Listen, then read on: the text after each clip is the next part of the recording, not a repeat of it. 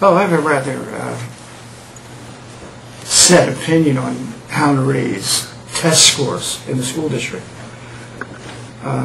Basically, it's a combination of three groups of people working together: the school personnel, the students, and the parents.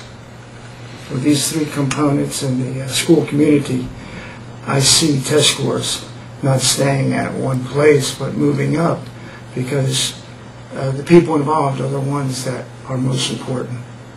Obviously the students first, the parents, and then the personnel of the school, from administrative to teachers to every part of the school personnel.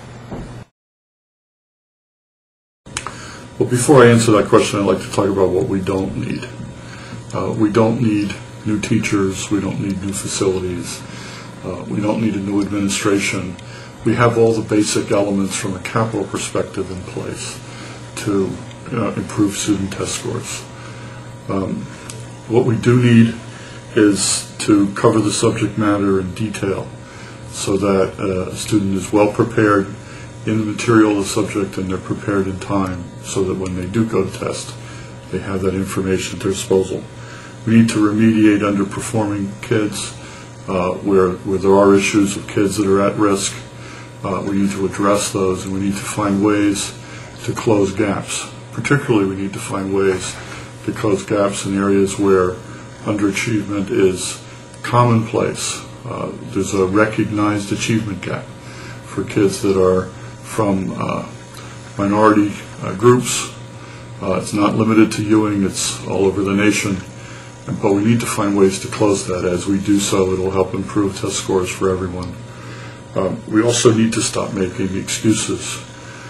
Test scores won't improve by themselves.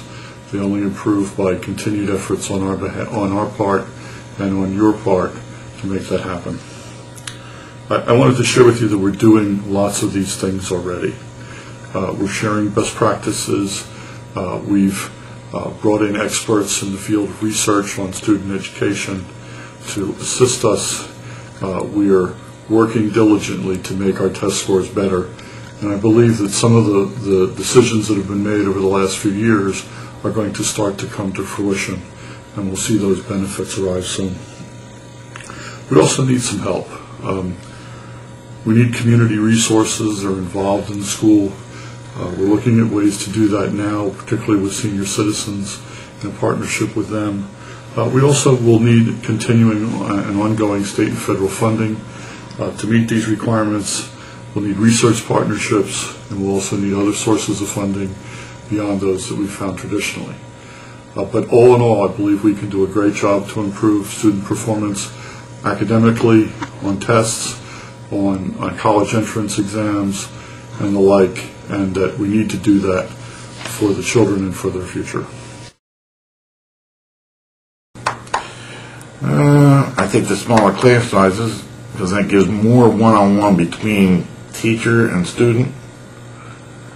And number one thing would be parental participation. Because if your parents participate and watch what you're doing and look over your homework before you turn it in, maybe they can help you. As long as the teacher, as well as the teacher, I mean.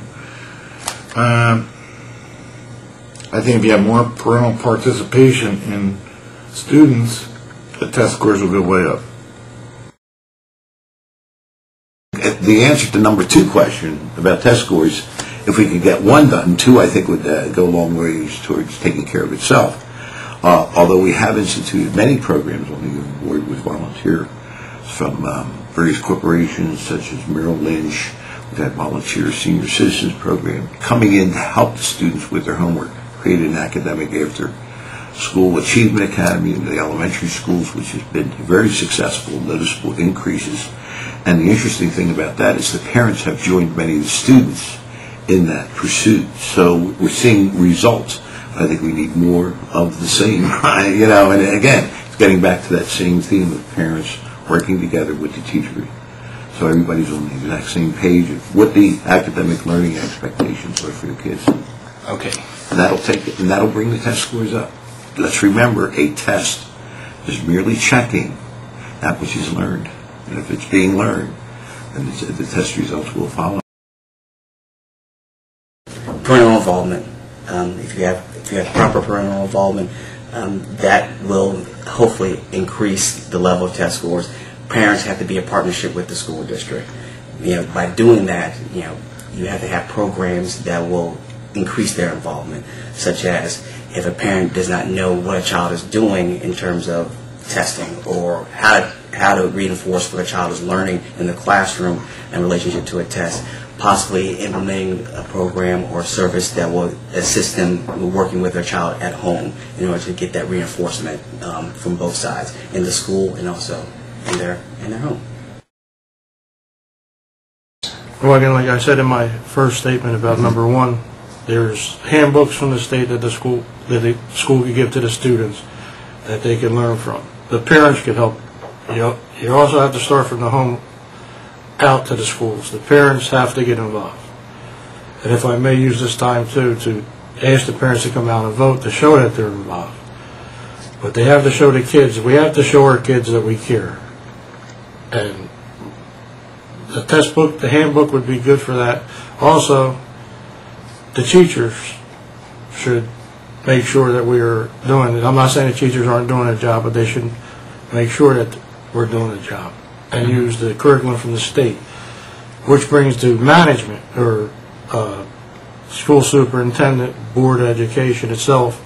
We should make sure that the parents and the teachers that mainly are doing the job that they're supposed to do. Mm-hmm. So with that, I mean, that's how you would help this test scores go up, by showing that everybody cares and spending more time on it with each student to make sure that they understand. That's where that class size comes in too. If the class size was lowered a little bit, you'd be able to spend more time. Because if you notice, the test scores in the elementary are pretty decent. But Ewing is only under above Trenton in the Mercer County area. Not that Trenton's a bad school district, but we're one of the lowest in the area. We need to fix that. That is a major problem. I believe that the superintendent and his administration should make sure the teachers are teaching the right courses and evaluating the students periodically, make sure that they're ready for the test. See, Ewing student test scores almost goes in accordance with my first answer. You have to lower the class sizes right from the beginning, right from the elementary schools. That's where the learning begins. Learning begins in early elementary schools, smaller class sizes, more individual attention, not only to the academic students. Sometimes academic students or students in the AP classes could more or less take care of themselves.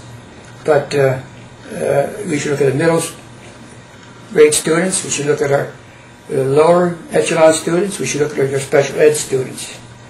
So I would say lower class sizes, I know, are in effect with the special ed students, but also they should be with the other students.